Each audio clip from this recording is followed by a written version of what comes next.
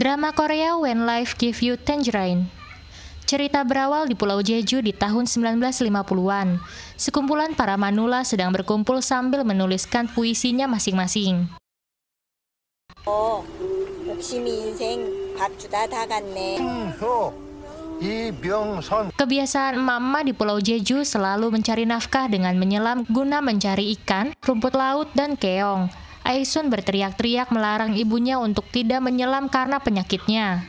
Sekumpulan emak-emak di pantai telah selesai bekerja, hanya ibu Aesun yang bernama Gwangre yang masih menyelam. Selesai menyelam, kini malah adu mulut yang terjadi. Karena hasil tangkapannya dibagi untuk Nenek Halim. Hal ini membuat Gwangre ngoceh-ngoceh. Terlihat ibu Gwangre tidak kompak dengan emak-emak lainnya. Di pantai, Gwansik dan Aesun yang masih bocah membantu orang tua mereka. Setibanya di rumah, Aesun kesal karena ibunya selalu menyelam. Dia mengkhawatirkan keselamatannya. Aesun selama ini tinggal dengan bibi dan pamannya. Dia memberitahukan ibunya jika dia dijadikan anak bawang di rumah pamannya. Namun malah ocehan yang didapatnya.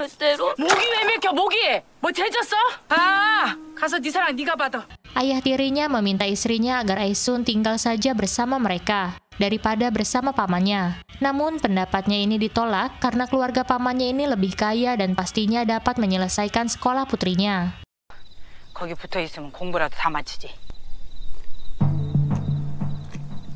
Namun semua berubah setelah ibu Gwangre membaca puisi Aesun yang menjadi juara kedua dengan topik kisah hidupnya. Dia tersentuh dan marah karena anaknya hanya dijadikan babu di rumah pamannya. Di rumah pamannya, Aesun bekerja layaknya pembantu. 난 5개 샀는데. 근데 왜 맨날 5개만 사시니까? Sang paman juga tidak pernah memberi ikan saat mereka makan. Dia menganaktirikannya. Dengan membawa ikan, Gwangre mendatangi rumah keluarga Hanmo. Tanpa basa-basi, dia langsung melabrak keluarga itu.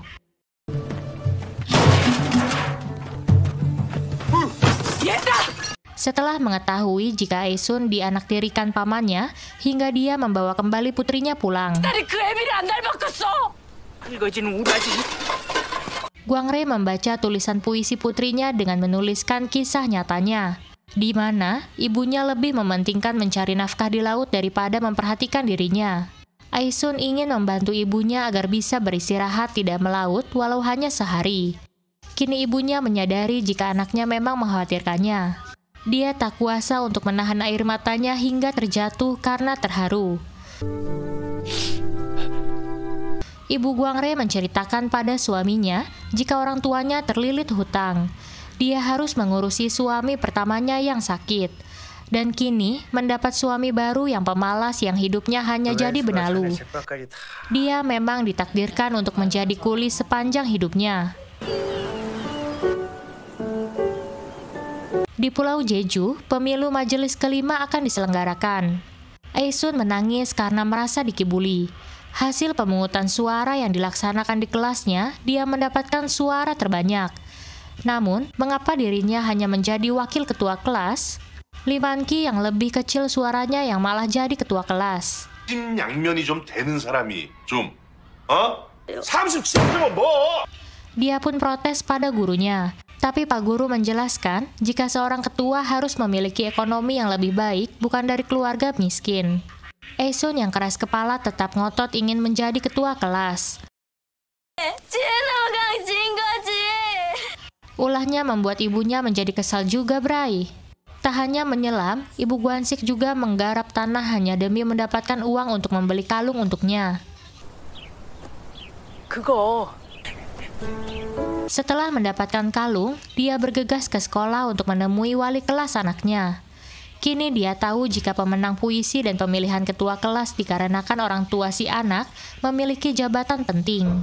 Sambil memberikan makanan untuk dibagikan. 떡이나 좀 해와봤습니다. 거의 급장 같은 부국장턱. Dia meminta anaknya agar menjadi ketua kelas. Namun kue yang diberikannya kurang karena murid di kelasnya ada 70 orang dan mereka rakus-rakus. Dasar PA. 벌어먹고 살려다가 보니까 참. Semua orang tua sama ingin menitipkan anaknya pada guru dan diperlakukannya dengan baik. sambil memberikan kaos kaki untuk Pak Guru yang ternyata ada amplop uangnya juga. Lumayan nih buat ngopi deh. 선생님 말씀 잘 들어. 그래야 훌륭한 사람 되지. Sepulang dari sekolah, sang ibu berpesan agar Aesun mematuhi gurunya agar dapat menjadi orang yang hebat. Dia pun mendukung agar anaknya bisa mendapatkan impiannya. 애순아, Ibu Guangre sampai diruat karena tetap ngotot ingin melaut padahal penyakit sesak nafasnya bisa membahayakannya. Dia tidak ingin anak-anaknya hidup dengan mengemis. 지독도 작작 떨어 작작. 숨도 안 있는다고. 직감도 무서웠으면 물질하고 살도 못했지. Aesun yang kesal karena ibunya tidak mau mendengarkan saran dari tetangganya, dia membakar baju menyelam milik ibunya sambil pergi dari tempat itu. Dengan meluapkan kemarahannya, Aesun menyalahkan pantai karena ibunya selalu menyelam di sana. Sementara Guansik hanya mendengarkan ocehannya. Dia memberikan daging pada Aesun yang telah dibawanya. Seperti sudah memiliki firasat akan meninggal, ibunya begitu menyayangi dan memperhatikan Aesun.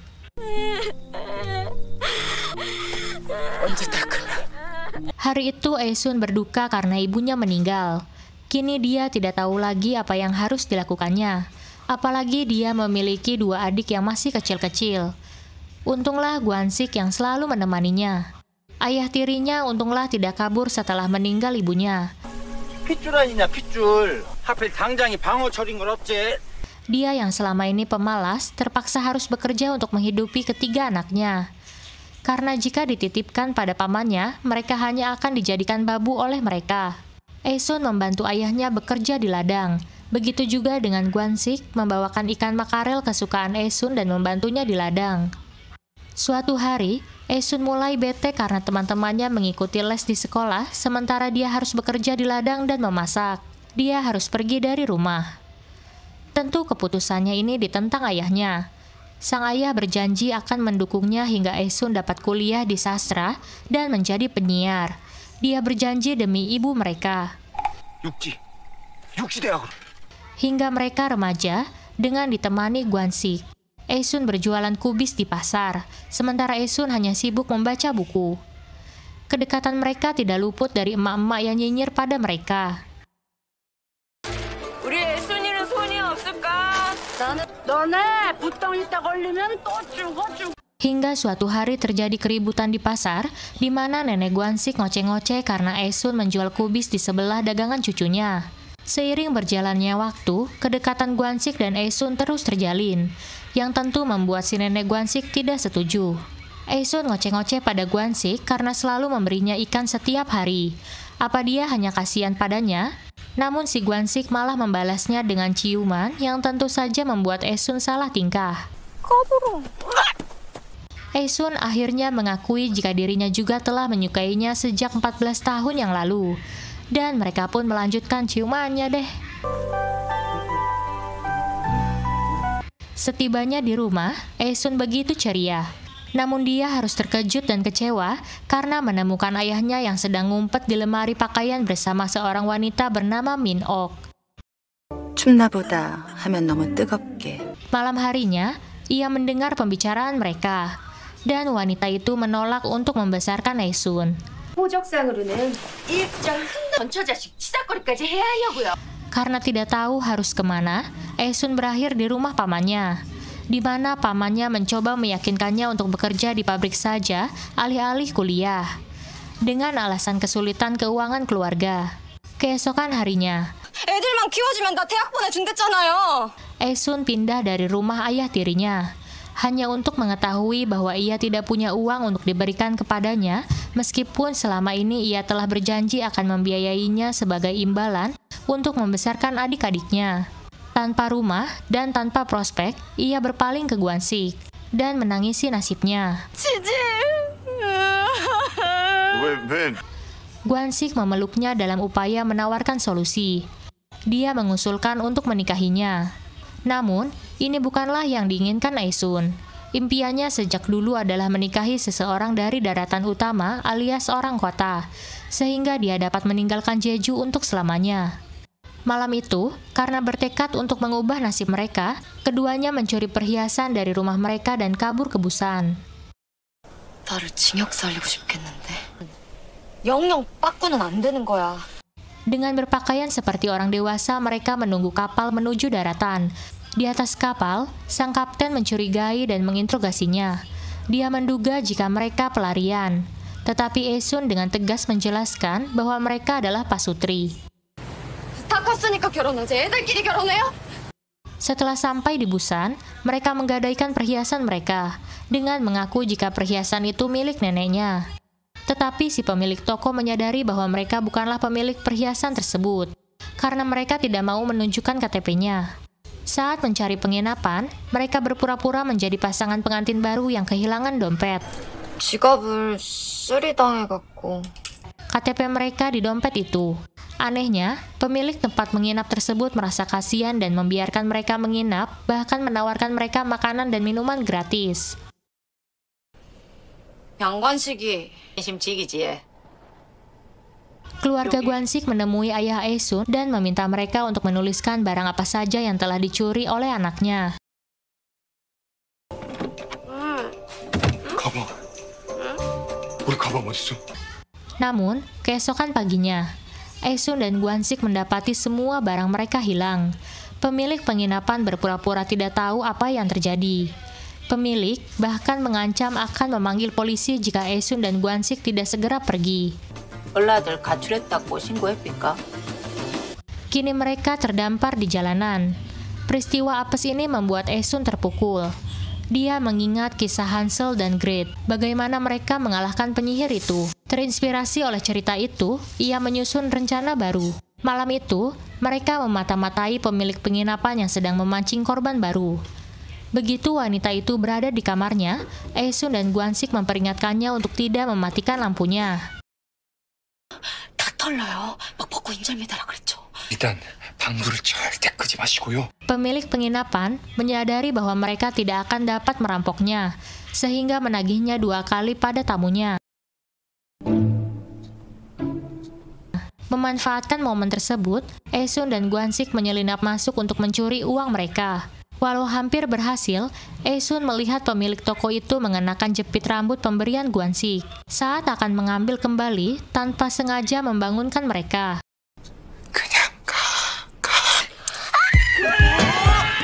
Hingga akhirnya Esun tertangkap. Dengan memberanikan diri, Gwansik menyerang pemilik penginapan itu untuk menyelamatkan Esun.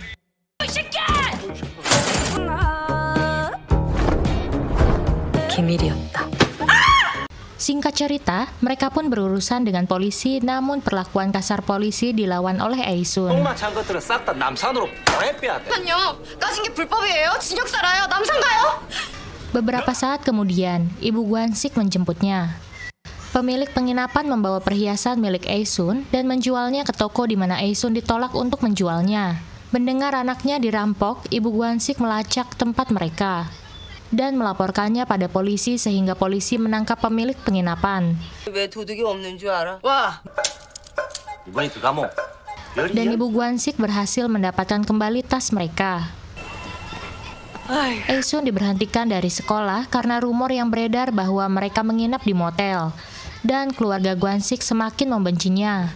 Sementara Gwansik hanya dapat peringatan dari sekolahnya. Pamannya yang sudah kecewa dengan tolakan Esun untuk bekerja di pabrik, kini malah memarahinya habis-habisan. Begitu juga dengan Gwansik yang ditampol ayahnya karena telah mempermalukan keluarganya. 너 향후에 어쩔 건데? 공장도 안 가. 시집도 텄어. Ujung-ujungnya kedua keluarga itu malah saling menyalahkan, terutama karena peran nenek Gwansik. 노조하실 때 졸업장 송달 받을 생각하셨어? 또 인맥이라도 사시라고. Gwansik menemui paman Esun dan berusaha untuk mengajak Esun tinggal bersamanya. Hingga akhirnya, seorang pria duda kaya ingin menikahi Esun karena dia membutuhkan istri untuk merawat kedua anaknya. Dia pemilik beberapa kapal di Dodongri. Dia juga akan membiayai kuliahnya jika menjadi istrinya. Angin surga deh. 10년 하자 그러면 가급적 또 대학도 보내줘 뭔데. Mendengar Esun akan menikah membuat Gwansik terkejut. Sementara Esun juga bimbang, tidak tahu apa yang harus diputuskannya. 강도인지. Gwansik membawa ikan dari tokonya demi untuk Esun agar tidak kelaparan. Dia kesal dengan perlakuan pamannya pada Esun. 경산 안내. 야, 시켜! Gwansik mengajak Aesun pergi saat masih bersama pria tersebut. Aesun kesal karena hanya dia yang dipojokkan bahkan diberhentikan dari sekolahnya. Kini dia memilih pria duda kaya itu karena tidak ingin hidupnya susah terus-menerus. Dia menyuruh Gwansik menjauh darinya agar dia bisa hidup dengan lebih baik. 아무리 왜? 그래 재취. 애가 둘이래. 네가 나 10살 때부터 쫓아다니면서 해준 게 뭔데? 뭐? Sambil membuang cincin pemberian Gwansik. Tentulah keputusan ini membuat Gwansik menangis. 오빠가 나 좀 살려줘. 너를 못 살게 해? Suatu hari, keluarga Gwansik mengantarkannya naik kapal ke daratan utama untuk menekuni olahraga. Di hari yang sama, Aesun sedang mencoba gaun pernikahannya. 다른 집 같았으면 가차없이 소박이라고. Seiring berjalannya waktu, Aesun menyadari bahwa ia tidak dapat melakukannya. Ia pun berlari dari toko menuju dermaga di mana kapal Gwansik baru saja berlabuh.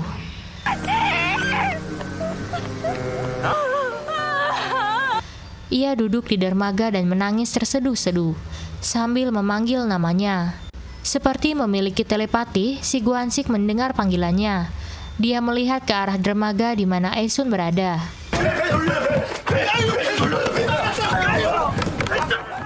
Gwansik membuat keributan karena meminta kapal agar berputar kembali ke dermaga. Gwansik membuat keributan karena meminta kapal agar berputar kembali ke dermaga.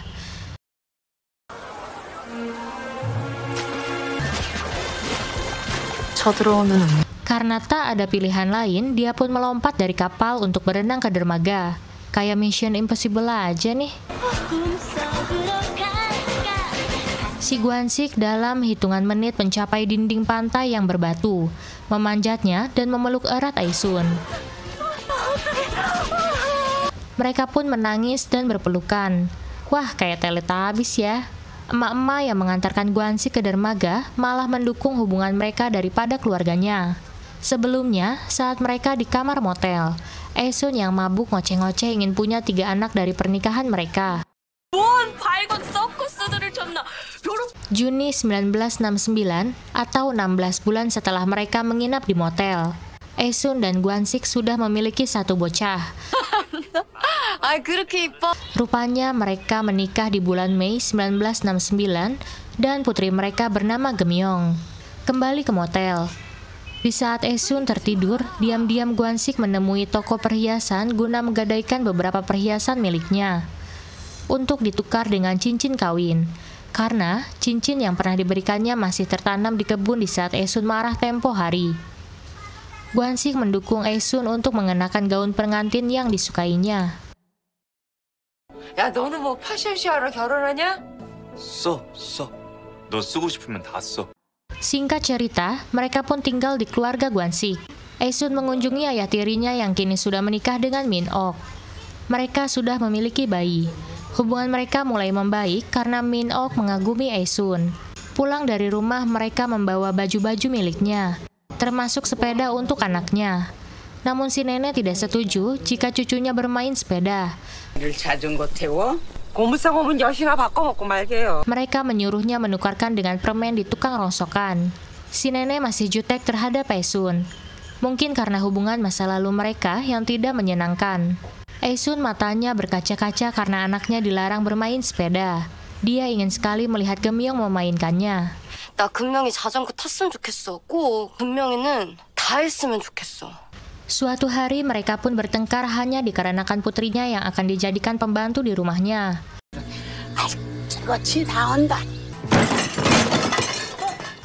Aesun marah kepada nenek, hingga akhirnya ibu Gwansik menampolnya. Kedatangan Gwansik ke rumah mendengar pertengkaran mereka.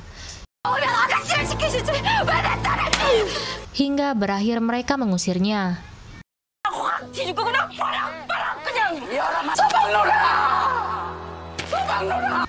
Mereka mengontrak kamar untuk menyambung hidupnya. Lagi-lagi masalah datang karena Gwansik belum bisa membayar kontrakan. Mereka sudah ketakutan karena pemilik tempat akan menagihnya. 방세 석 달치를 내줘요? 너 괜당해. Ternyata seseorang dari keluargamu telah membayar kontrakan mereka selama 3 bulan. 누구야? Kini mereka yang bingung siapa orang yang telah membantunya, karena mereka tidak mengenal keluarga Mo. Guansik bekerja di kapal penangkap ikan. Dia harus pergi di malam hari. Rupanya dia bekerja untuk Sang-gil, pria yang dulu akan menikahi Aesun. Karena rasa cemburu dan kecewanya di masa lalu, hingga Sang-gil memperlakukan Guansik sesuka dirinya. 마셔! 말씀을 하시고 네 배를 타시든가. Dia melarangnya untuk tidak pulang ke rumah sebelum dia sendiri turun dari kapal. Dalam kondisi hamil anak yang kedua, Aesun melaporkan perlakuan Sang-gil pada istrinya. Sang-gil tambah kesal karena Guansik melawannya. 내 오징어는 왜 가지고? Hingga cumi-cumi yang dibawa untuk anaknya pun diambil kembali olehnya. Mengetahui suaminya selalu direndahkan, Aesun yang memang ada di lokasi berlari dan berteriak, hingga orang-orang memperhatikannya. Dia memberitahukan jika suaminya akan berhenti bekerja dengannya, namun malah hinaan yang didengar dari Sang-gil. 도덕미선 배탈 생각도 말아라. Tak ayal lagi, Aesun berbalik dan menendang tulang keringnya hingga Sang-gil kesakitan.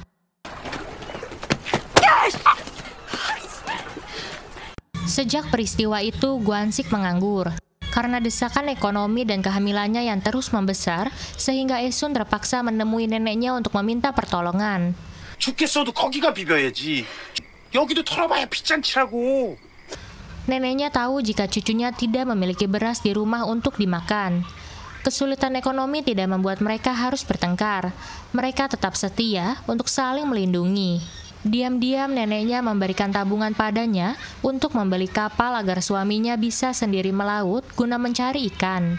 Dengan terharu, Aesun menerima bantuan dari neneknya. 녹음 같은 그들이 Hari itu dengan bahagia, mereka pun merayakan keselamatan sebelum menggunakan kapal ikannya di perairan Jeju. Guansik yang akan menjadi kaptennya. Tak diduga hari itu mereka dikejutkan dengan kelahiran anak kedua yang tidak bisa ditunda lagi. Dengan cepat, Guansik menaikkan istrinya pada gerobak dan membawanya ke Maberang. Agustus 1974. Dengan membaiknya ekonomi rumah tangga mereka, Guansik berpamitan pada Pak Tua karena akan pindah ke rumah barunya, yang ternyata rumah ibu Aesun yang dibelinya. Mereka pindah ke rumah Aesun di saat kecil. Dia teringat masa lalu saat pulang sekolah, ibunya menyambutnya dengan hangat. 우리 집이야. 같아서 Kedua anak mereka pun kini sudah besar, dan kondisi ekonomi mereka telah cukup baik.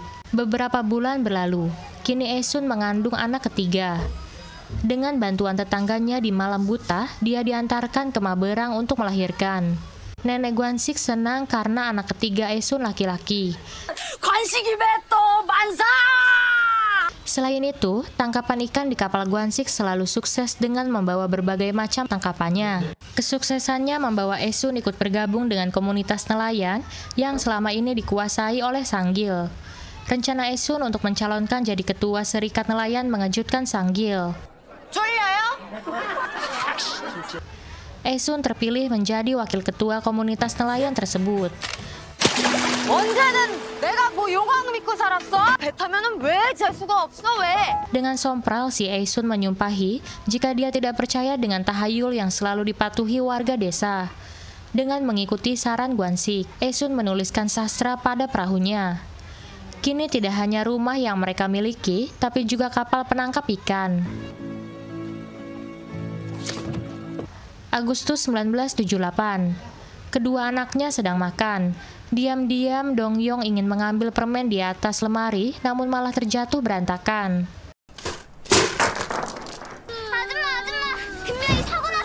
Beberapa saat kemudian, Aesun dikejutkan ada kabar dari temannya bahwa Gemyok mengalami kecelakaan sepulang sekolah, di mana cuaca hari itu sedang ekstrim dengan angin kencang dan ombak yang besar. Rupanya Gemyong tertabrak motor, untunglah hanya mengalami luka kecil. Saat kembali ke rumah, dia melihat bibinya tertidur.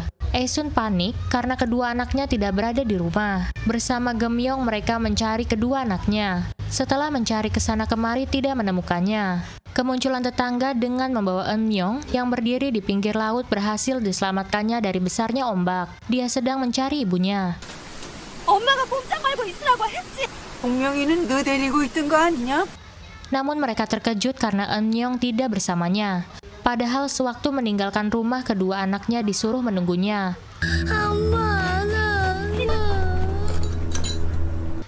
Saat itu setelah ibu meninggalkan mereka untuk mencari Geum-young, tiba-tiba Dong-young berlari mengikuti teman-temannya yang melintas di depan rumahnya dengan meninggalkan adiknya. Itu sebabnya adiknya pergi ke laut. Kini berita menghilangnya Dong-young membuat panik warga desa. Mereka pun mencarinya di dalam cuaca yang sedang ngamuk. Seorang tetangga mengabari kabar buruk ini.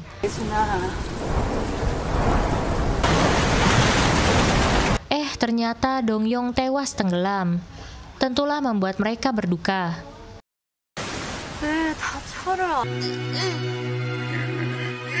Tiba di rumah, Aesun sedih melihat bekas makan kedua anaknya sebelum Dong-young tewas. Geum-young merasa bersalah karena naik sepeda di saat badai, hingga menyebabkan adiknya tewas. Esok harinya cuaca cerah kembali. Di masa lalu, Min-ok, orang yang telah membayarkan 3 bulan sewa kontrakan pada Patua sebelum mereka meninggalkan desanya.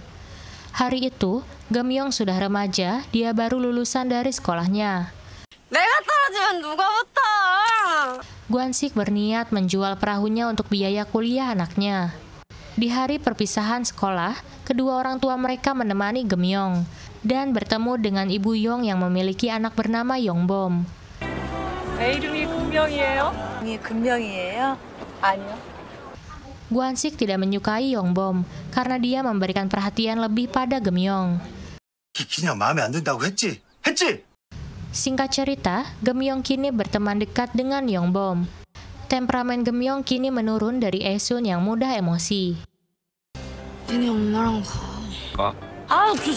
그래? 또 왜? Seiring berjalannya waktu, kini pemeran Aesun dan Gwansik menjadi lebih tua. Ketegangan di pasar nelayan Dongdongri terjadi karena rencana pemerintah untuk mengusir pedagang ikan di tempat tersebut dikarenakan jalan itu akan digunakan sebagai rute pembawa api Olimpiade Seoul 1988.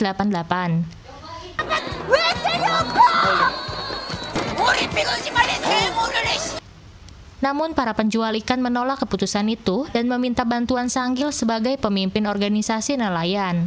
Alih-alih membela para pedagang, Sanggil justru mendukung kebijakan pemerintah. Hal ini membuat para warga semakin marah.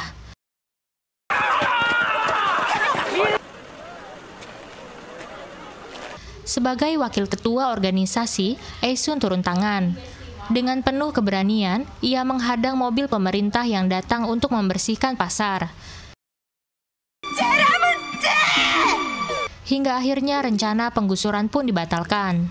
Rencana anggota nelayan untuk memilih Aesun sebagai ketua mulai dihadang Sanggil. Dia berusaha menyogok anggotanya dengan memberikan minuman dan hasutan pada Aesun, namun tidak berhasil. 쟤 좀 이상한 거 아니야?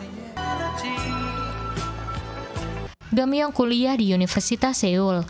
Ketiga temannya iri melihat Geum-young dijemput oleh pria bermobil. Atas keberaniannya, Aesun terpilih menjadi ketua organisasi nelayan Dongdongri menggantikan Sanggil. Saat akan ke kampus, Geum-young melihat Yongbom yang sedang melihat mading. Geum-young sudah menjadi mahasiswi untuk mencukupi kebutuhannya sebagai mahasiswa yang tinggal di kos. Geum-young bekerja sebagai guru les private bagi seorang siswa SMA bernama Oh Jenny. Tak hanya mengajari les, dia juga memberitahukan Jenny agar berlaku sopan. 너 진짜 왜 나는 안 자르냐? 응? Namun di masa itu, les private dilarang oleh pemerintah. Sehingga pekerjaan Geum-young harus dilakukan secara diam-diam. Dia pun mendapat bayaran dengan uang yang sudah disediakan di dalam guci. Mengetahui jika ibu Jenny ingin menemui Geum-young, Ajuma itu memberitahukannya agar Geum-young jangan menemuinya. 엄마가 올라온다고 보고 가래요. 그냥 가라. Masalah muncul ketika orang tua Jenny menawarkan bayaran tinggi kepada Geum-young, tetapi bukan untuk mengajar, melainkan menjadi joki ujian masuk universitas untuk Jenny. Dia akan dibelikan apartemen di Seoul asalkan anaknya masuk di salah satu 3 universitas terkenal. Di tempat lain, Gwansik diam-diam mendatangi kampus anaknya. Dia khawatir karena putrinya tidak masuk daftar siswi yang dapat menempati asrama kampus. Tentu dia juga harus ngekos dengan biaya lebih mahal.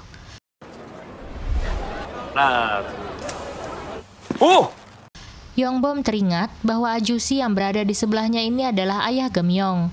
Karena mereka pernah bertemu saat perpisahan sekolah. Dia sedang menjalani cuti wajib militer.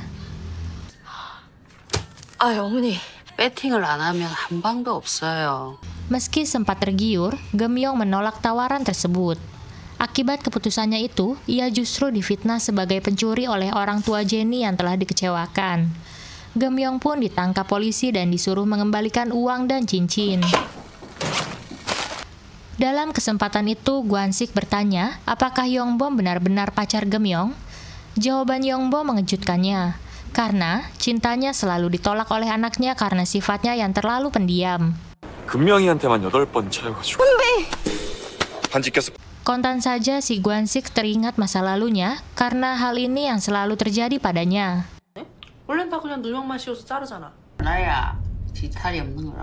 Di tempat lain, pembantu Jenny menguping pembicaraan Jenny dengan ibunya, bahwa mereka harus terus berbohong jika ditanyai polisi tentang hilangnya cincin mereka.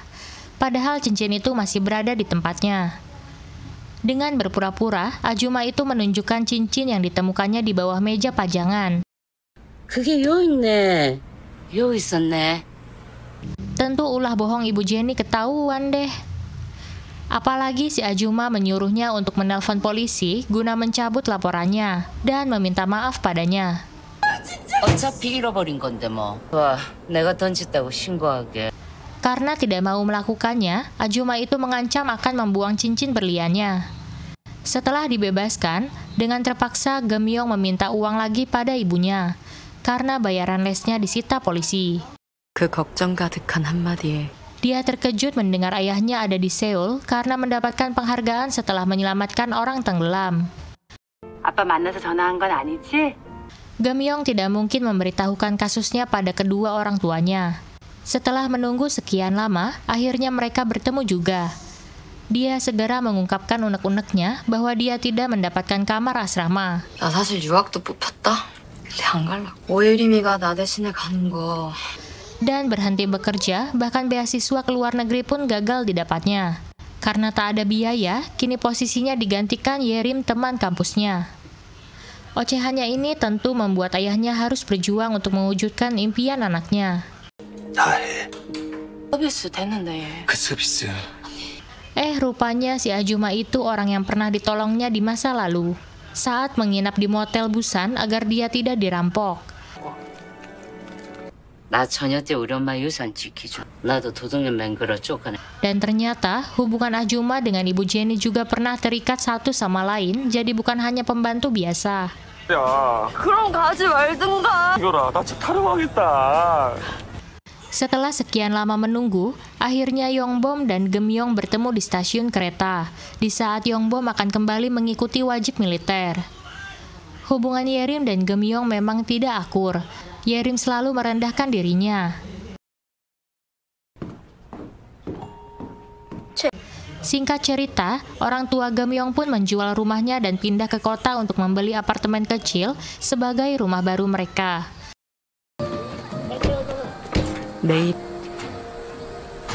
Dan Gemyong melanjutkan kuliahnya di Jepang.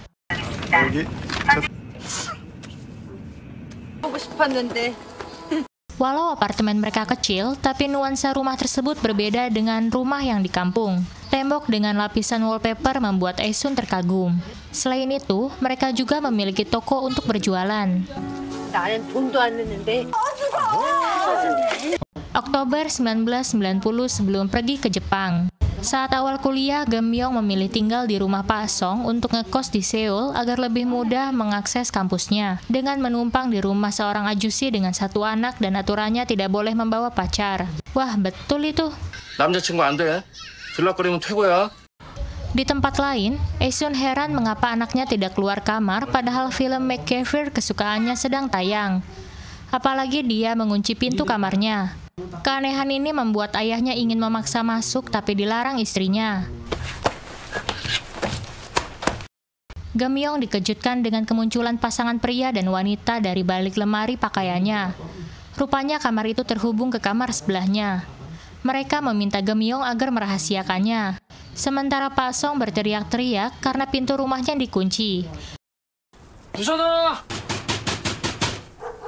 송부선! Dia mencurigai jika anak perempuannya berada di dalam rumah. Ternyata wanita itu anaknya Pak Song. Dan pacarnya bernama Park, seorang pelukis poster film yang bekerja di bioskop. 이제 나가봐야 되겠고요. 우리는 말이야. Merasa curiga, ayahnya membuka lemari pakaian dan menemukan Park berada di dalamnya. Dia tahu jika diam-diam Park mengencani putrinya. Park keluar dari lemari pakaian untuk meminta maaf dan mengakui hubungannya. 그 모양 빠지던. Di bagian lain, mereka menemukan Hyun Suk yang bersembunyi di lemari pakaian Eun Myung. Eun Myung mengaku jika mereka berpacaran. Penjelasan ini membuat mereka syok. Duh, kusut ya. 사랑은 달성이 아니야! 뭐 얘기야? Apalagi Hyun Suk anak tiri Sang-gil. Mereka memang sudah berteman sekolah sejak di TK hingga SMA. 금동아줄이 뚝 떨어지진 않았고. Gemyong sedang mencari lowongan pekerjaan di sebuah mading.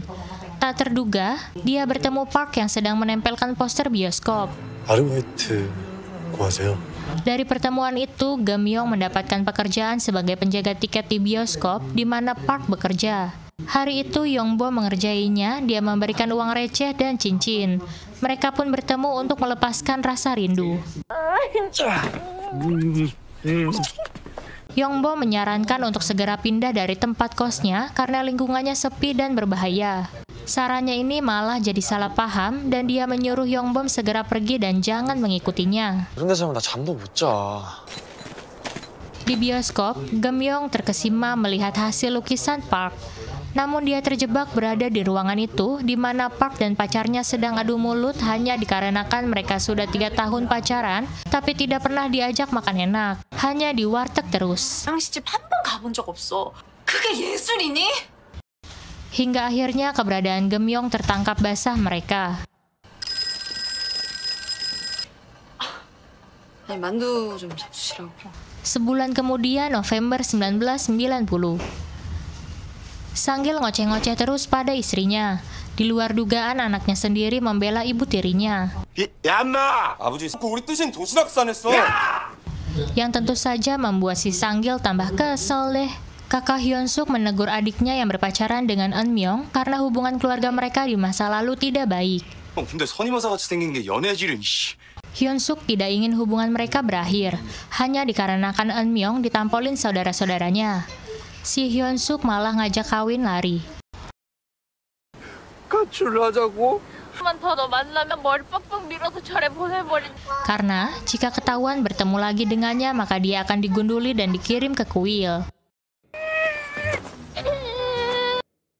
Di luar dugaan, Gemyong datang ke rumah Yeonbom, namun dia terkejut karena ibunya sedang berada di apartemennya. Jadi ketahuan deh selama ini kalau anaknya berpacaran dengannya. 머리 위 콘크리트를 들어올리는. Yeonbom membelanya di saat ibunya mulai memojokkannya dan berterus terang bahwa dia tidak menyukainya. Dia datang dikarenakan undangannya untuk merayakan hari ulang tahunnya. 영범이 집 아니고 아줌마 집이야. 내 집에 금명이 안 드나들었으면 좋겠네. Sepulang dari apartemen, Gemyong marah pada Yeonbom karena merasa dihina oleh ibunya. Dia memintanya agar memilih apakah akan menjadi anak yang baik atau menjadi suami yang baik. Nah loh, 찔끔찔끔 다 착해야 되는 놈 필요 없어. dia juga tidak perlu melamarnya sebelum bisa memutuskan apa yang mau dilakukannya. 저도 좀 귀한 자식이거든요. Sementara hubungan pertemanan Park dan Gemyong berlanjut. Firasat buruk Aesun karena mimpi buruk masa lalu terbukti saat ia mengunjungi kos anaknya. Di sanalah ia menemukan putrinya dalam kondisi tidak sadarkan diri akibat menghirup gas dari briket batu bara. Beruntung, Park yang kebetulan sedang berada di rumah itu dapat menolongnya dan membawa Gemyong ke rumah sakit.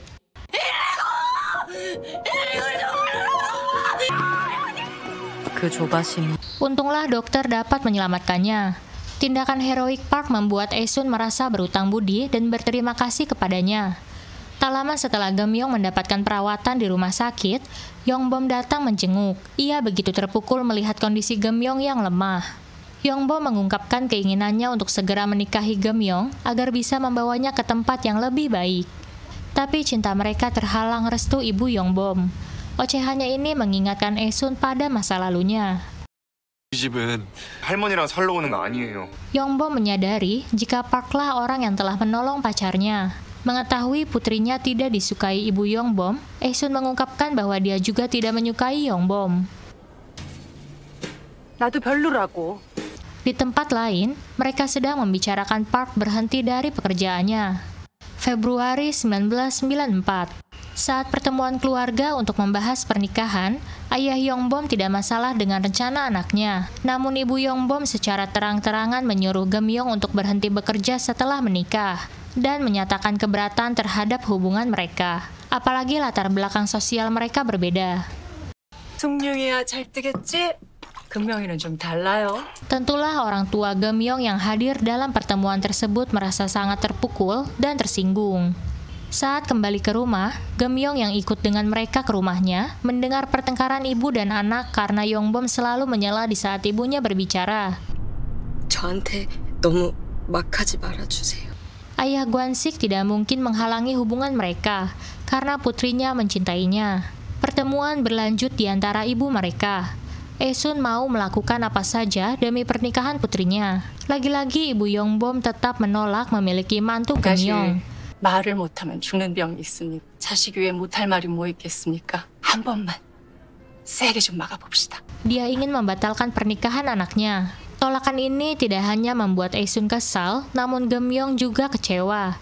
Dia malah menyalahkan ibunya yang merendah di hadapan ibu Yongbom.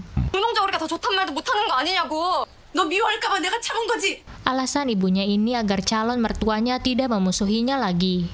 Kali ini ibu Yongbom mendamprat kembali Geumyong yang masih saja berada di apartemen anaknya. Duh, kejam nih. Geumyong meneteskan air matanya setelah begitu dihina camernya. 어머니 가세요. 가. 너! 내가 내 할 말도 못하니? Hal ini menyulitkan Yongbom sebagai anak dan Geumyong sebagai calon istrinya. 제가 아쉬워서가 아니라 내가 없자고 만들면 안 할래요. Geumyong tidak tinggal diam. Dengan penuh keberanian, ia memutuskan hubungan dengan Yongbom di hadapan ibunya. Ia menginginkan pasangan yang tidak hanya mencintainya, tetapi juga menghormati keluarganya. Tentu membuat Yongbom patah hati. Ia bahkan bersedia meninggalkan keluarganya demi tetap bersama Geumyong. Juli 1994, Geumyong tidak ingin lagi berurusan dengan Yongbom. Walau dia terus menemuinya, Geumyong tetap mencuekannya. Duh, kasihan nih si Yongbom. Yongbom telah memohon agar Geumyong tidak memutuskannya. 짐 빠져.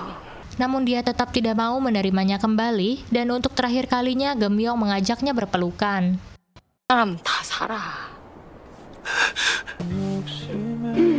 Karena putusnya hubungan mereka, keduanya sama-sama patah hati. Di sisi lain, Geumyong memberitahukan ibunya jika hubungan mereka telah putus. 근데 밤에 한다고 매치살 다 까고. Geumyong pulang ke Jeju untuk menata hatinya setelah hubungan cintanya berakhir. Keputusan berat itu membuatnya ingin menjauh dari hiruk-pikuk kota. Di suatu kesempatan, Geumyong menghabiskan waktu bersama sang ayah. Mereka berlayar dengan kapal nelayan untuk menyaksikan matahari terbit. 여기 앉아봐.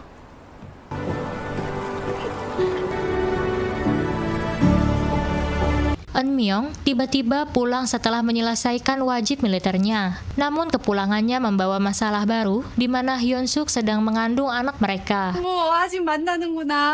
나 두고 싶어. 이제 할머니 할아버지야. Kabar ini tentu mengejutkan kedua orang tuanya. Mereka berpikir jika hubungan anaknya ini telah berakhir saat mengikuti wajib militer.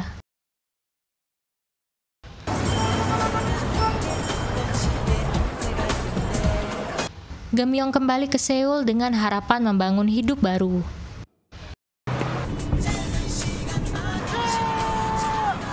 Setahun kemudian, anak Eunmyeong sudah berusia 1 tahun. 세상에 왔다. 암만 Namun keluarga Hyunsuk belum ada yang datang untuk melihat cucunya. Mungkin dikarenakan Eunmyeong juga pengangguran. Jadi lihat mukanya males tuh. 눈알.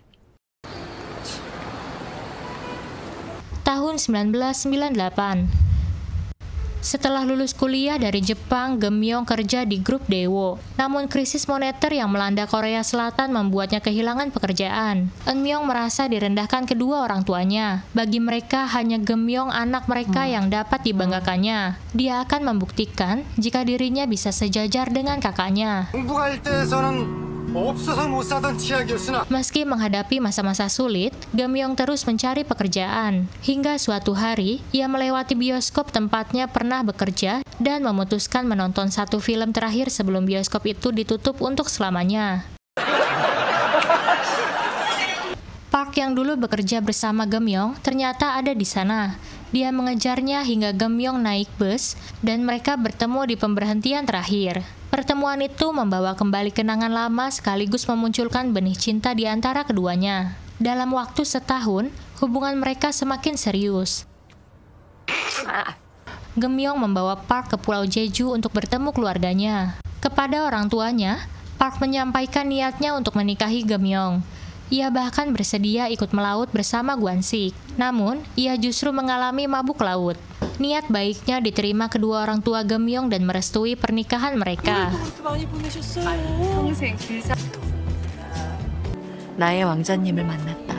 Tangis haru terjadi di saat hari pernikahan.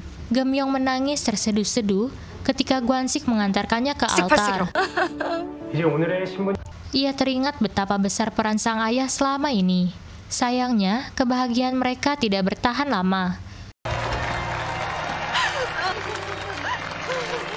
Saat kembali ke rumah, keluarga mereka dikejutkan oleh kabar buruk tentang Eunmyong. 행복은 앞통수, 불행은 꼭 뒤통수고 엄마가 놀지 말란 친구는 다 이유가 있다. Dia harus mendekam di penjara akibat tuduhan pencurian uang. Tuduhan itu bermula ketika Eunmyong membuka bisnis pegadaian bersama kenalannya. Namun bukannya mendapat keuntungan, ia justru tertipu dan dipaksa membayar ganti rugi dalam jumlah yang besar. Sebagai orang tua, Aesun dan Gwansik tidak dapat menyembunyikan kekecewaan mereka. Namun hati mereka hancur ketika Eunmyong mengungkapkan alasan di balik keputusannya. Ia ingin membuktikan bahwa dirinya yang selama ini tidak dianggap sebagai kebanggaan keluarga bisa sukses seperti kakaknya. Pengakuan itu membuat Aesun dan Gwansik tersadar bahwa selama ini mereka lebih memprioritaskan Geumyong. Tanpa menyadari bahwa Eunmyong merasa tersisihkan. Sejak kecil hanya ulang tahun Geumyong yang selalu dirayakannya. Di tempat lain, Sang-gil tidak mau menolong putrinya untuk membayar hutang suaminya agar bisa dibebaskan dari Bui. Tapi ayahnya sudah tidak peduli lagi karena dia kecewa putrinya menikah dengan Eunmyong.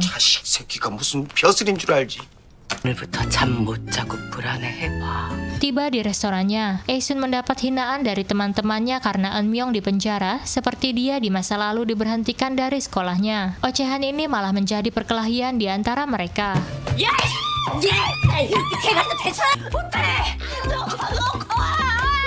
Di bagian lain, Gwansik kecewa karena koperasi perikanan tidak memberikan pinjaman uang untuknya. Apalagi teman-temannya juga kini menghindarinya. Ya, kalau lagi susah emang gitu ya. 내가 갚을게요. 참 사람 불편하게 하네 진짜. 우리 아들이 이제 26입니다.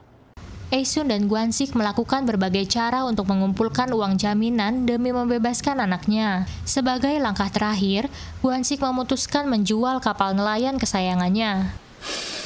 Namun kebebasan tidak serta-merta membawa kehidupan baru bagi Eunmyong. Predikat mantan tahanan membuatnya sulit mendapatkan pekerjaan. Demi bertahan hidup, ia mulai berjualan dengan berjalan kaki setiap hari. Melihat putranya berjuang sendirian, Gwansik diam-diam meminta tolong pada Sang-gil agar jualan anaknya habis terjual. Gwansik memberikan uangnya pada komunitas pingpong agar seolah-olah mereka jadi pelanggannya. Namun setiap pelanggan harus mengingatkan Eunmyong agar dia mematuhi ayahnya. Ocehan ini membuatnya terheran. Mengapa saran semua pelanggan sama saja? Akhirnya dia mengetahui jika itu memang ulah orang tuanya. Tak ada pilihan lagi, dia berniat bekerja di kapal penangkap ikan di laut dalam. Di saat bersamaan, Gwansik dapat menyuruh nakoda untuk kembali ke dermaga guna menurunkan Eunmyeong dari kapalnya. Permintaan itu kebetulan bosnya ngoceh-ngoceh karena Eunmyeong selalu mabuk laut. Setelah berganti tahun, harapan baru di tahun 2000 beruntung. Setelah bertahun-tahun dihantam krisis moneter dan berbagai ujian, keluarga Aesun akhirnya bisa melihat secercah harapan untuk kehidupan yang lebih baik. 당신은 참 어이없이 잘 웃어. Setelah menjual kapal nelayan demi menyelamatkan putra mereka, Gwansik memutuskan mengambil langkah besar guna memulihkan kondisi keuangan keluarga. Ia mengajukan pinjaman modal untuk membeli sebuah ruko. 우리는 저마다 Demi mendapatkan pinjaman tersebut, Gwansik rela menggadaikan sertifikat apartemennya sebagai jaminan untuk kemudian membuka rumah makan. Kenyataan tidak seindah yang mereka harapkan. Lokasi ruko yang mereka beli ternyata berada di kawasan sepi dan jarang dilalui orang. 나이 50에 이렇게 뒤통수 칠 줄은 몰랐잖아. 근데 왜 그렇게 순순히 허락해줬어? Akhirnya membuat restoran mereka hampir tidak mendapatkan pelanggan. Ketika tiba waktunya untuk melunasi pinjaman, mereka pasrah jika apartemen mereka harus disita. Namun di saat genting, Geumyeong berhasil melunasi hutang tersebut menggunakan uang pinjaman yang ia usahakan. 네가 왜 그럼 어떻게 안 해? Walau merasa melukai hati mereka yang telah membebani putrinya. 근데 나 찔려. Keberuntungan mulai berpihak setelah berhasil melunasi pinjamannya. Gwansik dan Eunmyeong pun berusaha mempromosikan restoran dengan sistem pesan antar. Strategi ini perlahan membuahkan hasil. Satu persatu pelanggan mulai datang untuk mencicipi masakannya. 제비가 박씨를 물고 오는 계절이었다. 제주는 이거 먹으러 오는 거죠, 뭐. Tak hanya itu, restoran mereka mendapat keberuntungan besar ketika seorang aktor terkenal Korea melakukan syuting di daerah tersebut dan memberikan testimoni tentang kelezatan hidangan di restoran Geumendong. Seiring berjalannya waktu, usaha keluarga Aesun dan Gwansik pun mulai berkembang pesat. Restoran mereka semakin ramai dan akhirnya menjadi salah satu tempat makanan yang populer di daerah tersebut. 드디어 쑥쑥 종소리가 Dalam kesibukan meraih kestabilan ekonomi, mereka lalai memperhatikan kesehatan. Sebagai bentuk kepedulian, Geumyeong membawa kedua orang tuanya untuk menjalani pemeriksaan kesehatan menyeluruh di rumah sakit. 종으로 인한 증상을 류마티스 관절염 증상으로 오인해. Hasil pemeriksaan mengejutkan mereka karena Gwansik didiagnosis menderita kanker darah yang menyerang sel plasma sehingga ia harus segera menjalani serangkaian pengobatan intensif. 이제야 김광석을 좋아하게 된 내 아빠에게 그토록 야박하게 굴었다. Perjuangannya melawan penyakit, Gwansik mulai menjalani kemoterapi dan Aesun yang setia mendampinginya. Gwansik merasa cemas terhadap masa depan istrinya jika kelak ia tidak lagi ada. 자고 가, 아이린실인데. Di saat sesi terakhir kemoterapi, Gwansik sengaja meminta Aesun untuk pulang lebih awal dan mau ditemani oleh Geumyeong. Saat itulah, Gwansik menitipkan permintaan terakhirnya kepada sang putri untuk selalu menjaga ibunya agar tidak merasa kesepian. 다정해줘. Aesun justru menyiapkan sebuah kejutan untuk suaminya. Setelah sekian lama menekuni hobi menulisnya, ia akhirnya berhasil menerbitkan sebuah buku kumpulan puisi. 백일장 장원 출신인데 말도 못하게 아까운 사람이야. Ketika menerima buku tersebut, Gwansik merasa terharu. Ia menyadari bahwa salah satu janji yang pernah ia ucapkan kepada Aesun untuk menjadikannya seorang penyair telah terwujud. Dengan perasaan lega, ia akhirnya bisa merasa tenang menghadapi hari-hari terakhirnya. Sebuah akhir yang sangat memberikan pelajaran berharga bahwa ujian kehidupan akan terasa lebih ringan jika dihadapi bersama orang-orang tercinta.